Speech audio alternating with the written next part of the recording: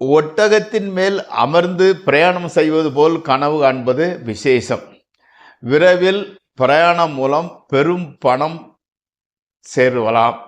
சேர்ந்த நிலையில் வீடு திரும்புவார். அதாவது வெளிநாட்டில் இருந்தவர் ரொம்ப காசு சேர்த்துக்கிட்டு தான் வீடு திரும்புவார். உள்நாட்டில் இருக்கிறவர் மிகுதியான பணத்தை சம்பாதிப்பார். ஆனால் ஒட்டகத்தின் மேலிருந்து தவறி விழுந்து விடுவது போல கனவு காண்பது அல்லது அவரது பொருள் பிறரால் பறிக்கப்படக்கூடும் என்பதை குறிப்பிடும்.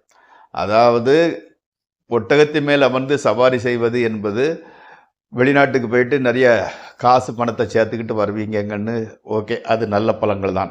பட் ஒட்டகத்திலிருந்து தவறி விழுவது போல் கனவு காண்பது என்பது உங்களது பொருள் பிறரால் பறிக்கப்படக்கூடும்.